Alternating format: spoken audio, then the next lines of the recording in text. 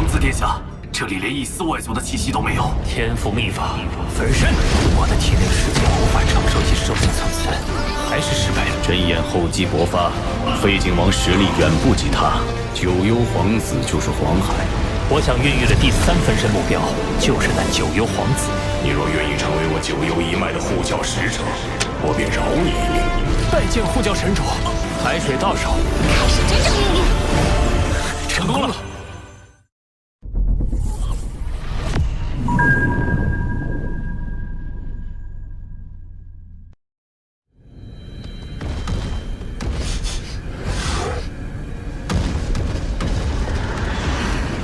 你在宝藏之地都过了1000万次了，死心吧。要是有一宝藏能为我出世，刀和王来了。他当年从九幽时空归来后，数百年都没现身，一出现竟然就来至宝藏之地，一去就是最高峰。这人类野心大着呢。废景王，你说他能得到宝藏吗？第3分身再过100多年就能成了。这些年来，我对空间法则的参悟也大有提升。在突破不久前，得先去试试能否触发为借助级传承者准备的宝藏。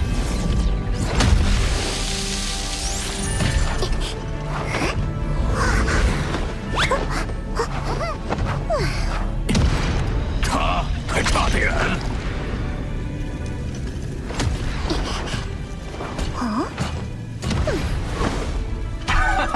第2座也没反应。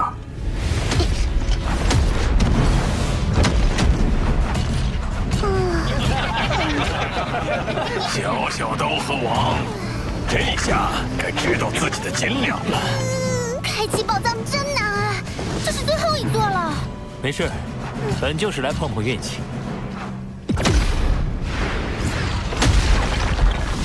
宝藏！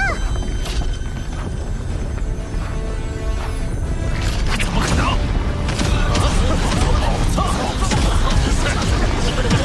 宝藏开启了，肯定是别人触发的。是我，刚才我碰了那棵树。不，肯定是我。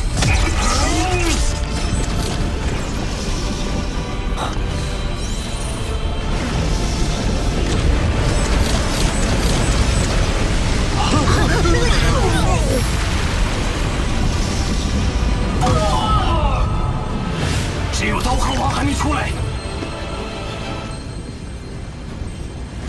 看来这宝藏属于我。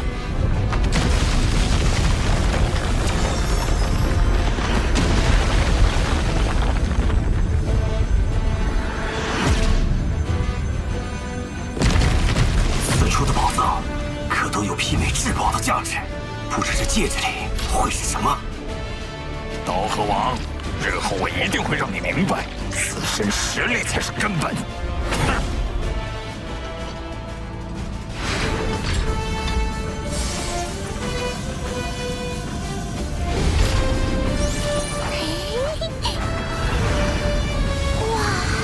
是飞行宫殿类的重宝。飞行宫殿，类似于天狼之主的飞行载具。没错，这艘古船本名为银球幻影船，简称银河，属于顶级重宝。在你能驱动星辰塔前，它是优秀的过渡性载具。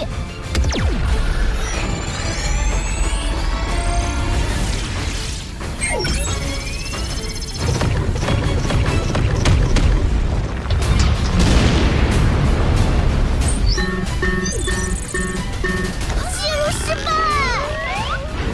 古船的前任主人在权限上上了卡，只有破译密文才能解锁权限。可这种密文在我的数据库里没有记载。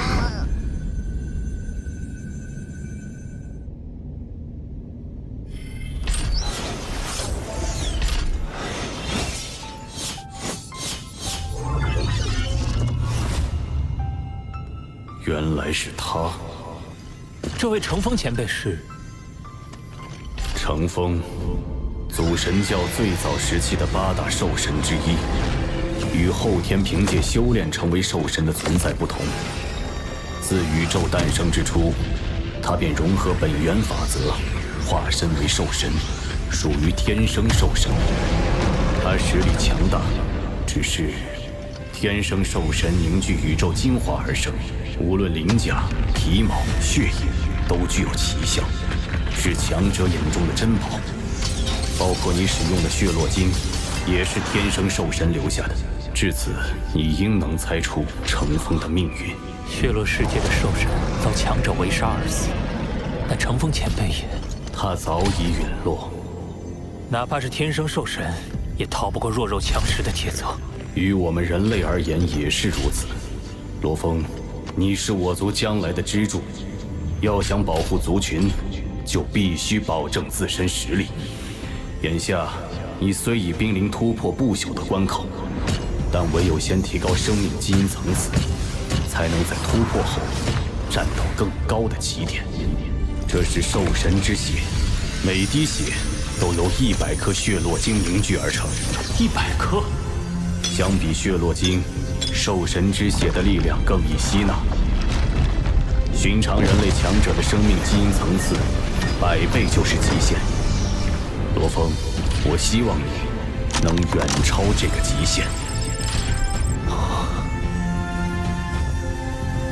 是。这是。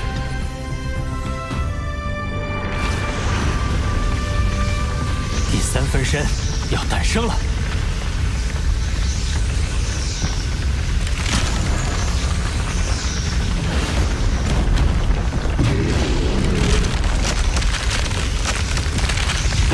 这么大的体积，难道一孕育出来就是一片海洋？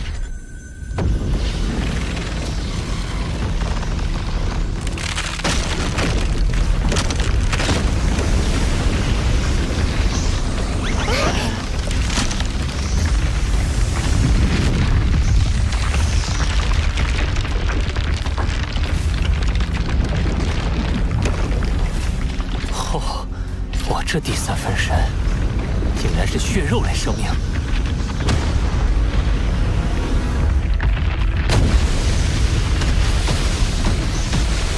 好庞大的体型，体内能积蓄的神力一定也很可观。考虑到与九幽之海的渊源，这第3分身不如就叫幽海分身。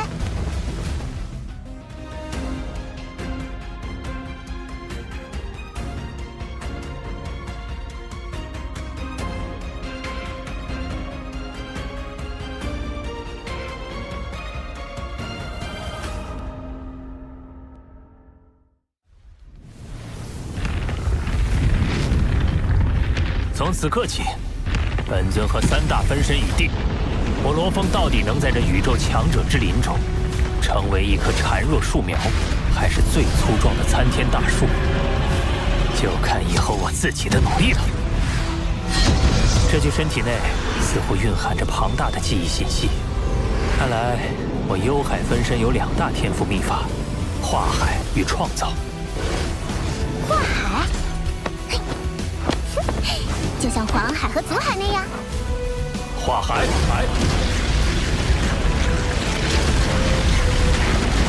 化海天赋能瞬间让分身化作无尽幽海，并且体积可不断膨胀，以此容纳更多神力。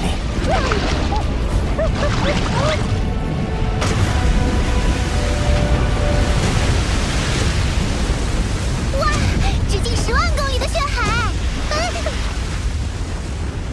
不过没法像之前那样自主移动了，而且没有分身，也就失去了作战能力。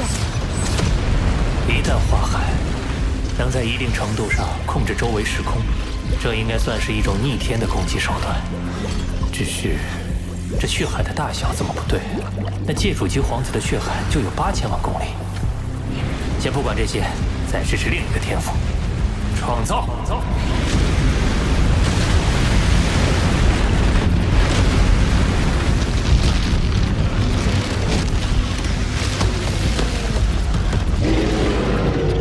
这是从无尽幽海中提炼出能量，再对生命基因进行组合，最终凝聚成生命。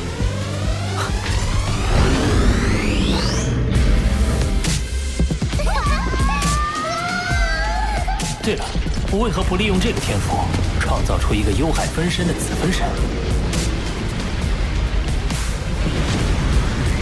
这个子分身可以用于存放意识，就算被毁，也可以再度凝聚。难怪九幽之柱可以一直复活，因为死的都是分身而已。只是它的活动范围依然受限，且战力大不如前。这个问题恐怕一时难解。眼下还是专注于提升生命基因层次更为要紧。除了作为能量生命的魔煞分身，其余3具身体都有提升生命基因层次的空间。一同提升到上限，才算是在突破不朽前打下了最扎实的根基。我倒要看看宇宙生命基因层次的真正极限。幽海分身虽然是特殊生命，可也是血肉类生命，一定能修炼9阶秘典，提升基因层次。而人类本体和金角分身的提升，则需借助血络晶。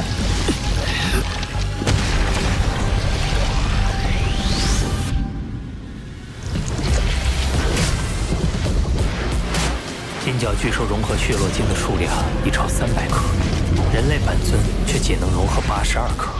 看来唯有靠兽神之血，方能更进一步。这股席卷而来的疼痛，远甚于融合血络晶之时。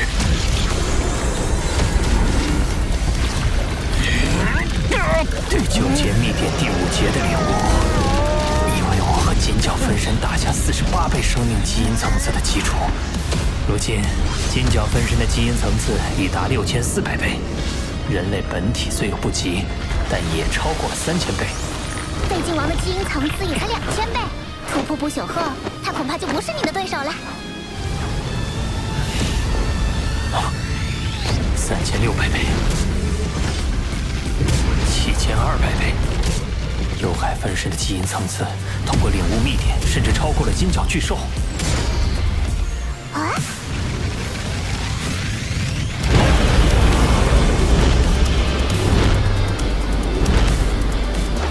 突破了10000倍，而且仍然没有到达上限。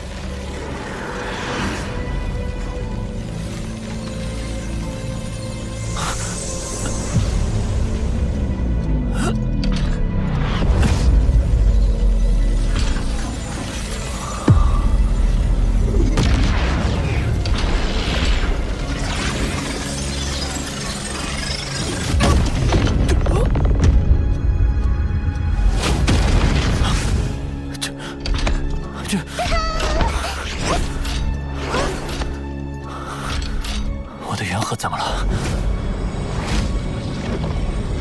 元核得到蜕变，我的意识也被赋予了一段讯息。讯息是一套天赋秘法，我为宇宙。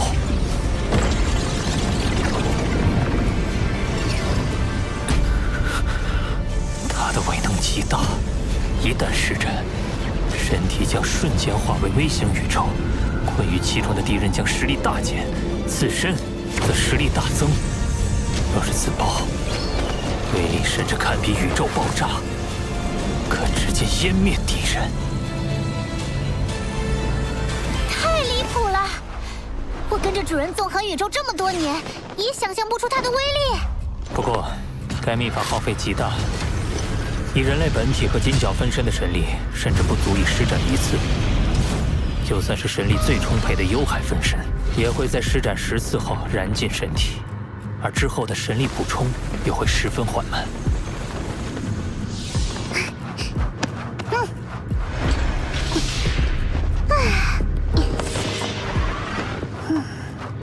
生命一旦成为不朽，位于宇宙核心的本源之地，便会将大量神力灌入对方的体内，以助其完成蜕变。所以你突破后，神力供应会有所改善，但恐怕还是不够。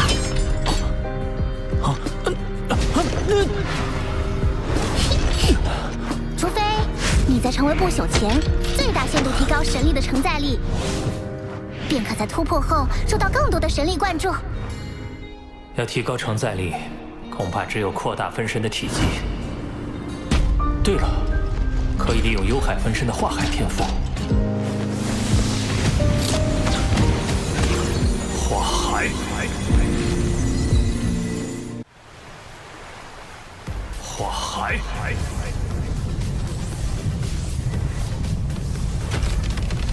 幽海分身化海之后，虽然会失去一个强大战力，但相应的却能获得一个容纳神力的巨大海洋。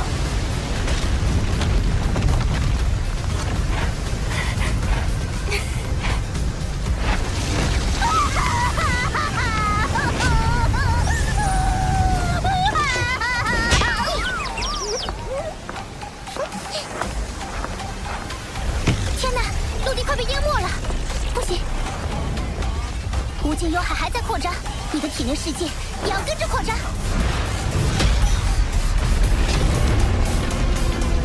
快吃！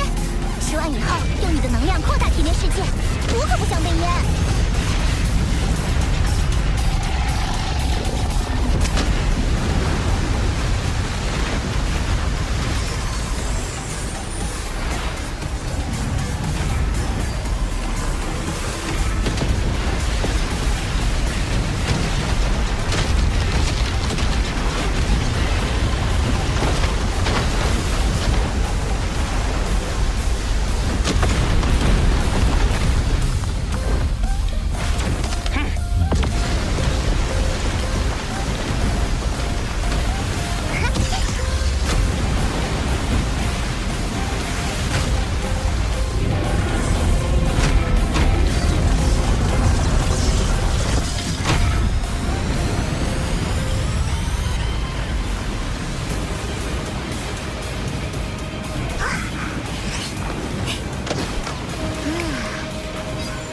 无尽幽海的直径达到了100亿公里，体内世界达到了1万亿公里，太离谱了！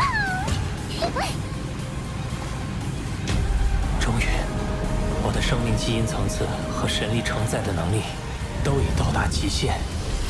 主人，放心，一切顺利。很快，我就会着手准备突破不朽。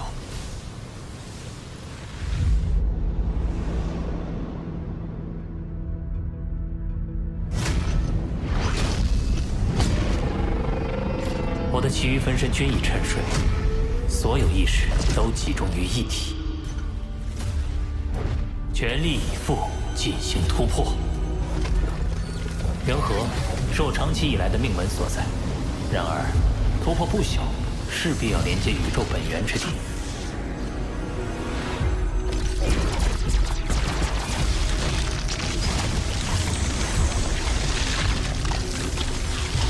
此时的元核反而成为了阻挡我连通本源之地的桎梏。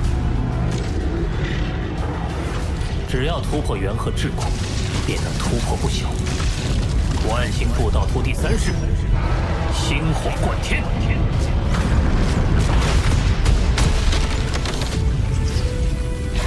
怎么可能？给我破！破！破！破！破！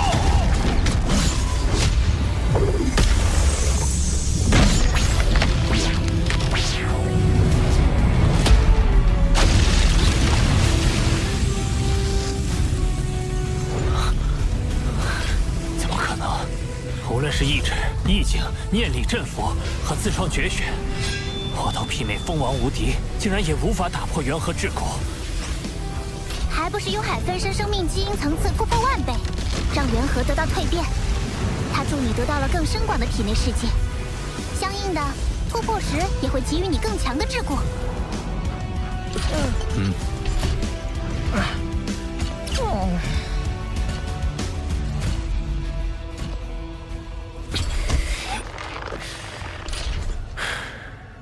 一饮一啄，但他真的要我耗费100万年，创造究极第3世才行。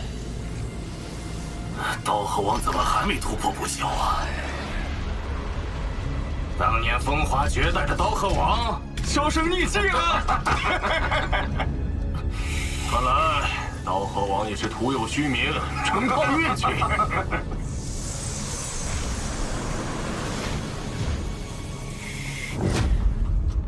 我竟然变得这么急躁，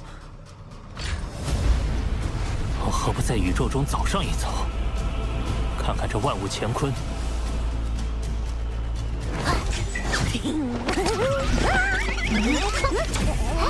阿巴达，出发，我们去宇宙中流浪。过去，我常常在封闭空间内枯坐，希冀着依靠个人推演领悟突破。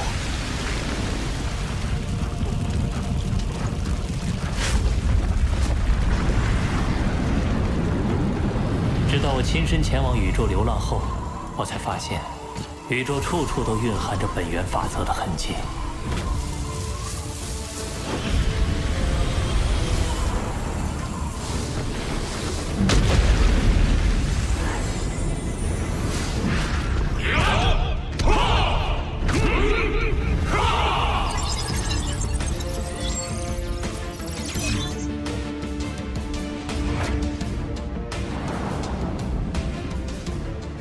大至天体的诞生与湮灭，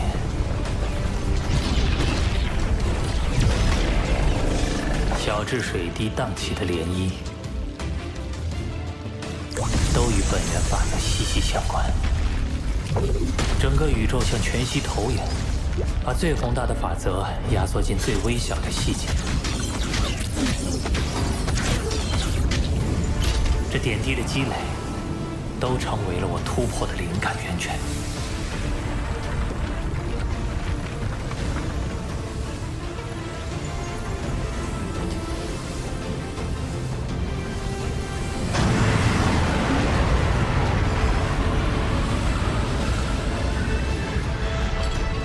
去突破不朽吧，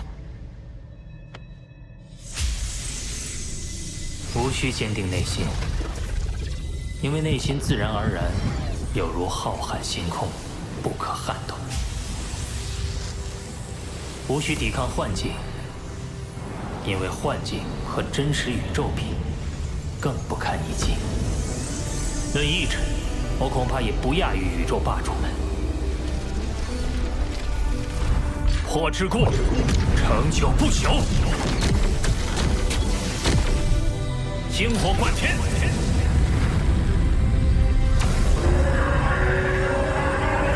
玉石焚，天崩地裂。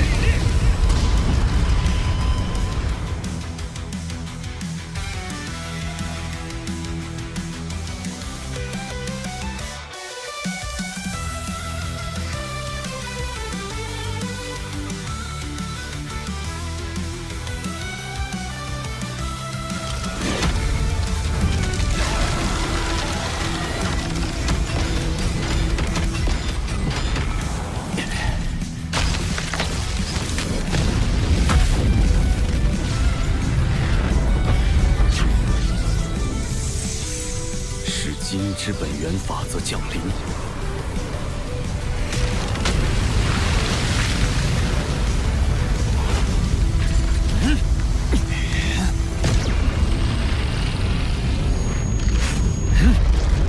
有谁跨入不朽了？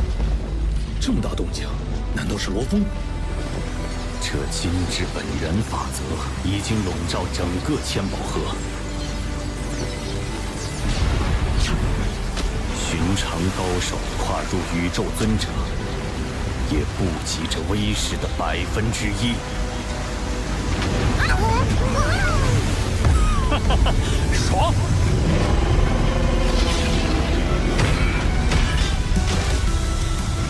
这来自宇宙本源之地的神力，怕是比亿万件重宝还要珍贵。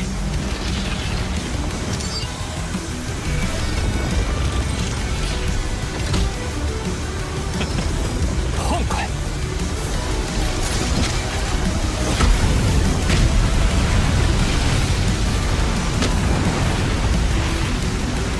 突破不朽，就能从宇宙本源之地勾动如此海量的神力。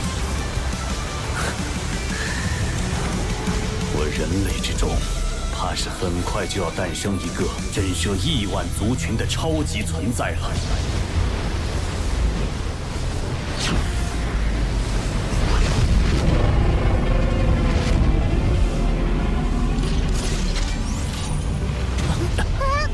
怎么了？你刚成为不朽，体内世界还能维持，但迟早它是会分裂崩塌的。你需要尽快将体内世界与外界空间相结合，形成真正稳定而强大的空间，也就是神国。看来庆功宴只能以后再办。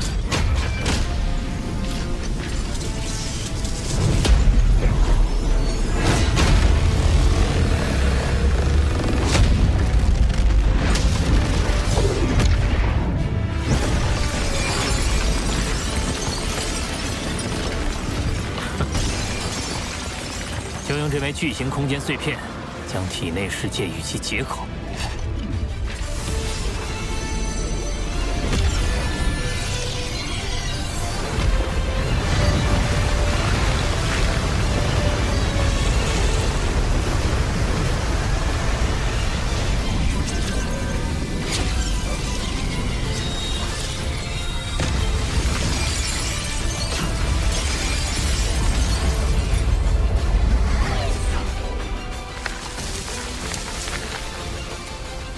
原本虚幻的体内世界，在结合过程中变得稳固。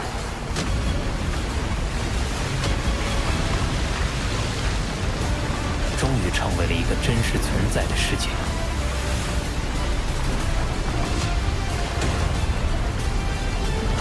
我与神国已然合一，如今神国以气债元合，成为我的命门。同时，我以无尽幽海为根基，结合天赋秘法和神国威能，可使我战力暴增，甚至足以灭杀宇宙尊者。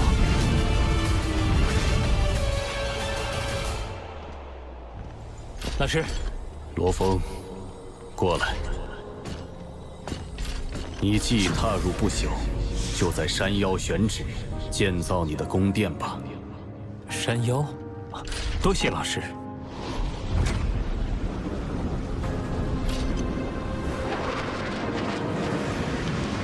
是刀和王，他怎么到山腰来了？按惯例，不朽居于山脚，尊者居于山腰。混沌城主给你的可是尊者规格的待遇。罗峰，前辈，你来这里可是找你的真言老师？不，我是在这里选址建造宫殿。你可知未经允许，不朽不可以在此逗留，妄论建宫殿。前辈，这其实是混沌城主老师的安排。哦，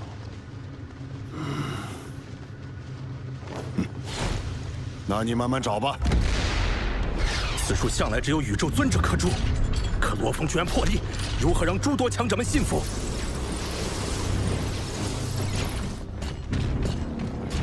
不管拜谁为师，一切得按照实力说话。混沌城主这次，废君王。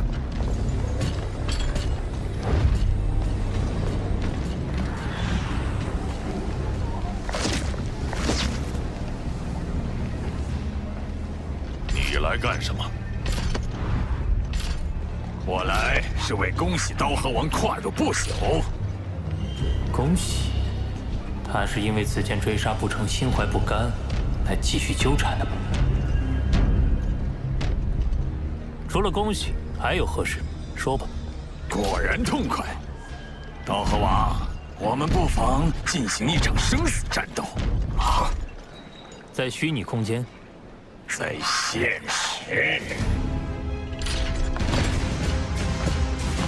既分高下，也决生死，你敢不敢？刀河王他俩这是生死战斗了。如果怕了，可以拒。既然你自己寻死，我又怎会不给你机会？废景王何等实力，这人类也未免太过莽撞。大河王一旦被杀，他的至宝被夺，可是会造成我人类族群的损失啊！有胆色，但这份胆色也会成为你的催命符。我会把宇宙坐标发给你，12个宇宙时之后，我们再见。废景王是想把你架起来，让你不好拒绝约战，你又何必往圈套里钻？对我来说，这不是圈套，而是一个机会。我会用这一战向外界证明我的实力。